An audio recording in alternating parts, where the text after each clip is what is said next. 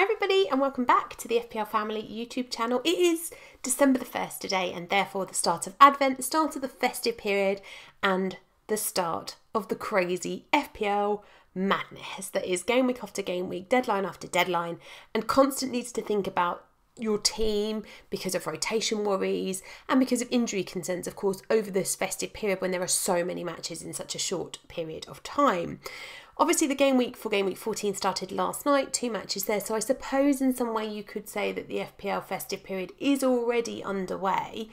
But what I want to talk about today is what the festive schedule looks like and what that means for us as FPL managers, because there are obviously deadlines coming thick and fast over the next few weeks. And of course, because of that, we need to think really carefully about not only the players that we are choosing to invest in, the ones that are going to be our transfers in, but of course we need to look at the ones that are already in our team and what that means for them in terms of the number of minutes that they might get, but also in terms of when the rests are coming. And that's something that I think it took me a couple of seasons to start looking at. Obviously, I would always look at the fixtures. I'd look at the fixture ticker on Fantasy Football Scout and I'd have a real think about, well, who's got the nicest fixture run over the Christmas period? And when you have a look at the Fantasy Football Scout fixture ticker for the Christmas period, you can see that actually there are a number of good big teams right there at the top. So you've got Manchester United up there, Manchester City, got West Ham and Spurs both up there. We've also got FPL favourites at the moment in Crystal Palace, although obviously they had a bad result in game week 14, but they're right up there too. So when you look at the fixture ticker from game week 15 all the way through to game week 21, there are some big teams that on paper look lovely. And I look at Manchester United and I think Crystal Palace, Norwich, Brentford, Brighton, Newcastle, Burnley, Wolves. Yes, please. Let's invest. But let's have a little think about, one, the form that these players are in. Obviously, Manchester United are maybe a little bit different right now because they have their new manager bounce hopefully incoming. He is going to arrive at some point. The COVID protocols are taking a little bit of time, but he will be here at some stage. And also, therefore, we need to see how they're set up. And then we've got some time to watch what he does because the fixture run is lovely for a long period of time for them. But we also need to break it down and look at what we can see when we look at the festive schedule. Now, I pulled a couple of graphics off of a brilliant article on the Fantasy Football Scout website. I spent some time, I'll show you, going through each of the fixtures that we have over the festive period and working out who plays when and how many rest days they have between their Premier League matches. And then I added to that the fantasy, League Cup, as well as any European action that their teams might have. And then I read this brilliant article on Fantasy Football Scout and I thought, that's annoying. I should have come here first. This is always the go-to place because I spent too long working this out, only to find that you'd done it all for me. Of course they had. So when we have a little look at the festive schedule, we can see that there are some teams that are far more congested than everyone else. Now, every team is going to play at least 9 times throughout December. The ones at the bottom, in that yellow box at the bottom, they're going to play 9 times. So the likes of Villa, Brighton, Burnley, Palace, Everton, Leeds, Newcastle, Norwich, Southampton, Watford and Wolves. Just the 9 fixtures, just the 9 fixtures for them over December. When you look up a level, we can see Arsenal and Brentford sitting there. They've got 10 matches because they've got their 9 league matches plus a quarter-final in the FL Cup, the League Cup. Go up another level from them and you've got the 2 Manchester clubs, Manchester City and Manchester United. They've got their 9 league matches plus 2 European matches in December. And then right at the top there, the teams that have got the busiest Christmas ever. So Chelsea, Leicester, Liverpool, Spurs and West Ham. They're going to play their 9 league matches plus 2 European matches plus a quarter-final in the League Cup. Now, what does that mean for us as FPL managers? Well, it means the ones at the bottom are probably the ones that are going to have less rotation. It doesn't mean that they won't have any rotation, but it probably means that they will have less rotation. Also, when you look at them, the majority of those have smaller squads anyway, or smaller first team players within their squad. So what we could see is actually that the majority of their key players play every single match because there aren't obvious replacements for them. When we get to the other end of the table, however, we've got our big squads, our big important teams. Now, for some of them, they're already qualified in their European competition that they're in. For example, West Ham already qualified for the Europa League next stages, and therefore maybe they don't need to field a full strength side in that game.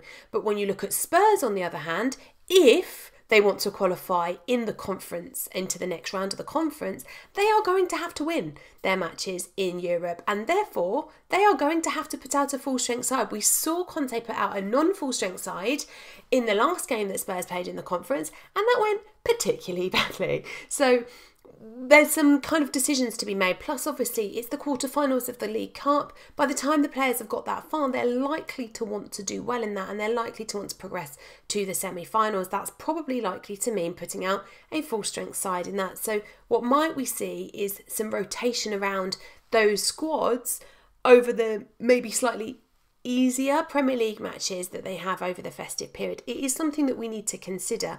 The number of matches that these players play, and therefore the number of 90 minutes that these players get in their legs, or indeed the number of 60 minutes that they get in their legs, is going to be very dependent. We've already seen Brendan Rodgers talking about Jamie Vardy ahead of game week 14, talking about his age, talking about whether he will have the energy to play in game week 15 if he plays it in game week 14. Now, surely that doesn't just apply for 14 and 15. That's going to apply throughout Leicester's 12 matches that they have in December, and therefore with Daka and Iheanacho available to replace him, could we see some rotation there? Well, yeah, absolutely, we definitely could.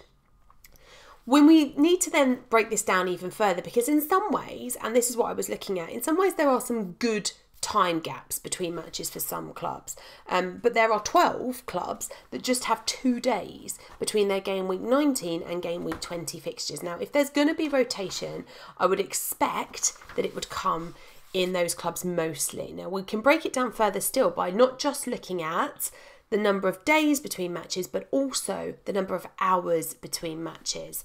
So when we have a little look at between game week 19 and game week 20, you see Arsenal sitting there right at the top. Arsenal have 3 game weeks where they have a very short recovery period before them. By short recovery period, we mean less than 2 days of recovery time between the 2 matches. But it gets even worse for them when you look at between game week 19 and 20, where they have just 43.5 hours, so less than 2 days between those matches. That's not 2 days of recovery time, that's hours between the games. So there's a good chance that there is some rotation in there. As I've mentioned, though, with West Ham having already qualified for the Europa League, with Arsenal, they are probably the side that had the easiest draw in the League Cup. They're going to come up against League One's Sunderland. Of all of the fixtures that they have over Christmas, that's probably their easiest one, and therefore probably the one that if anyone is going to get a rest in, it would be that one. Because when you have a look at their festive period, in particular, those 2 games that they have in game week 19 and in game week 20, Arsenal play in game week 19, they play Norwich. In game week 20, they play Wolves. Now, there are 2 games that you would want your Arsenal players to play, so we have to kind of hope that they use those games as rotation. They use the League Cup game to do the rotation in, because otherwise the Arsenal fixtures are lovely and they are the sort of team that you would want to be invested in. Just be careful, because there is potential for some rotation there because of the number of short recovery periods that they have. Another team with really, really short recovery periods is West Ham. Now, we can also see West Ham sitting up there at the top, or near the top, of the hours between game week 19 and 20. So 46 hours between their 2 matches there. But West Ham also have the toughest turnaround periods over Christmas. So they have 7 tight turnarounds. And again, by that I mean 2 or less days of recovery time between matches. This is exactly the sort of thing that we as FPL managers were worried about when we bought Antonio at the beginning. We were worried about the number of games that he could do in quick succession. Now, I have already said about them in the Europa League, and potentially they can afford to rest him there. But you have to look at this period for West Ham and think, can Antonio physically play in every single one of these matches? Now, they do have, as I've said before, some nice fixtures, but they also have some slightly more challenging fixtures. So obviously game week 15 they play against Chelsea. You're going to need a full strength side out for that one. Then they have Burnley, difficult game against Arsenal in game week 17, followed by Norwich, Southampton, Watford and Crystal Palace. So it's something that we need to bear in mind. And when we're looking at our FPL squads for the Christmas period, we just need to think, if we're going to own Antonio, which, to be honest, I've held him this long, I'm going to keep him now. When we get to game week 19, he is the sort of player I would want to play all the time, but he might not have the legs in him to do that over the Christmas period. So I need to make sure that I have someone on my bench that can come on for him if he doesn't make it. We also have other teams with really, really tight turnarounds between game weeks 19 and 20. So you can also see Spurs are up there. You can see Leicester, they're a little bit lower down, but they're up there too. Alongside Liverpool, they're just slightly below. So those periods of time that they have between those matches also coincide with the fact that Liverpool, Chelsea, Manchester City, who actually... they're going to be tough over Christmas because Pep obviously likes to rotate, as we know, and Spurs all have 6 tight recovery periods over that period. But then at the other end of that schedule, we have Aston Villa, we have Brentford, and we have Wolves, who only have 2 very short recovery periods between matches. And when we have a little look at where they are on this chart, it's not the end of the world necessarily to see them high up in terms of Aston Villa and Wolves anyway, having a less recovery period time here because they don't really have it elsewhere.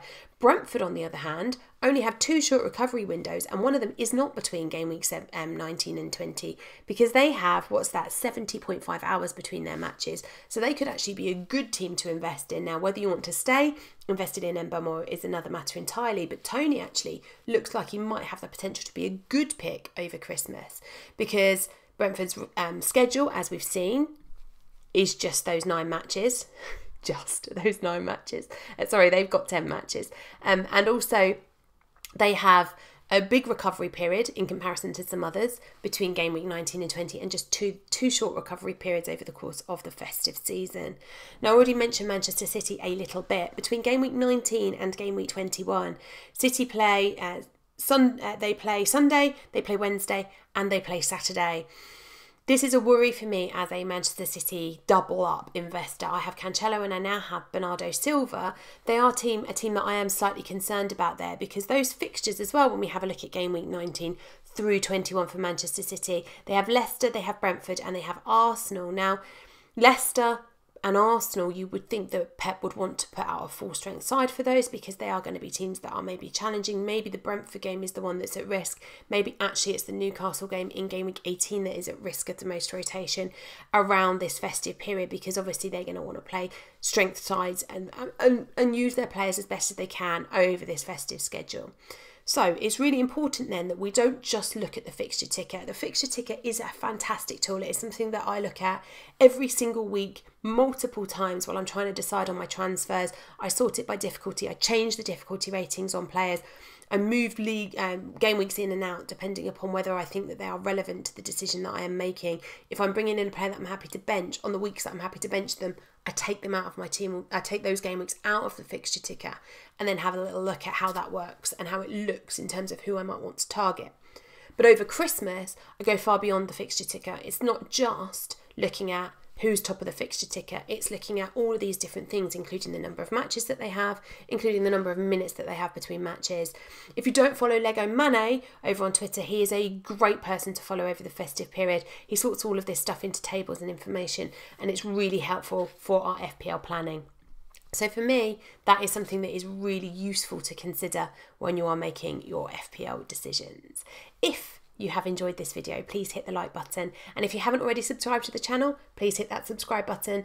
We will be back later on in the week with another jammy pick video ahead of game week 15 and of course a live stream on Sunday. Take care, guys.